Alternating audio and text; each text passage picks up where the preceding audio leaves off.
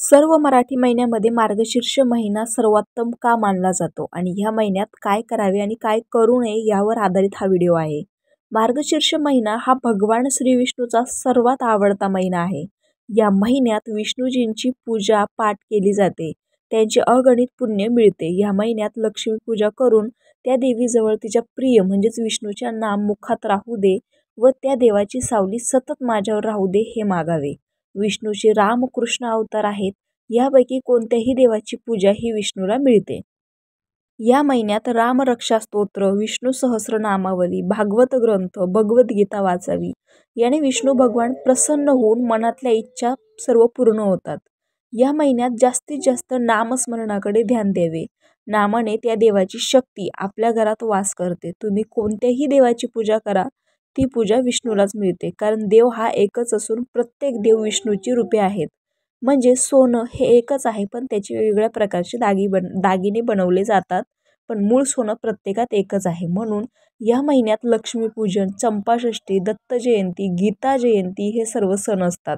या महिन्यात खोटं बोलणं, इतरांची निंदा नालस्ती करणं, मनात द्वेष, तिटकारा करणं टाळावं. त्यामुळे आपले जेवढे पूजापाठ आहेत ते फळाला येत नाहीत. जास्तीत जास्त मौन पाळण्याचा प्रयत्न करावा, त्याने मानसिक शांती मिळते. ओम नमो भगवते वासुदेवाय या मंत्राचा जप करावा. या मंत्रात इतके सामर्थ्य असते की मनातली सर्व वासना, वाईट विचार निघून जातात. त्यामुळे माणसाच्या हातून वाईट कर्म होतच नाही. भगवद्गीता वाचताना त्या श्लोकाची एक एक शक्ती माणसाला नवसंजीवनी देते. त्यामुळे त्याच्या मनात नेहमी इतरांविषयी आदर राहून वाईट वृत्ती होत नाही. पण हे सर्व करत असताना आपले मन स्वच्छ ठेवावे. देवाचे नाम घेताना फक्त नामाचा विचार करावा. बाकी आपला वेळ देवाच्या स्मरणात घालवावा. कारण ह्या महिन्याचे पूजापाठ मनुष्याला सुख, शांती, समाधान देऊन मनातील वासना घालविते. तीच शक्ती माणसाला जगण्याचे ध्येय व बळ देते. कारण ह्या महिन्याची वैशिष्ट्यच तशी आहे. या महिन्यात मन स्वच्छ ठेवलं व नुसतं नामस्मरण केलं तरी त्याची पुण्याई मोठी आहे. सगळ्या महिन्यातला सर्वश्रेष्ठ हा महिना आहे. मार्ग म्हणजे जीवनाला वेगळा आकार देऊन मनातील वासना दूर करणे व शीर्ष म्हणजे मन व आत्मा नितळ स्वच्छ झाल्यामुळे ती देवाला अर्पण करणे म्हणजेच मार्गशीर्ष. म्हणून तन मनाने त्या देवाची एकनिष्ठतेने पूजा करा. कोणालाही काया वाचा मनाने दुखवू नका. गरिबांना पैसे, वस्त्र, अन्नाची मदत करा.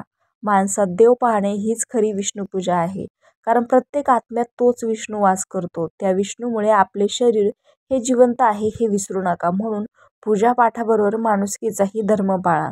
म्हणजे नक्कीच ती पूजा विष्णूला मिळेल. कारण माणसातच खरा ईश्वर आहे.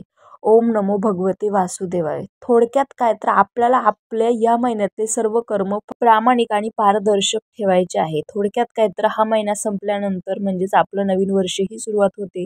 त्यामुळे काहीतरी एक नवीन चांगला निश्चय करून तुम्ही ह्या महिन्यामध्ये चांगलं वागण्याचा प्रयत्न करा.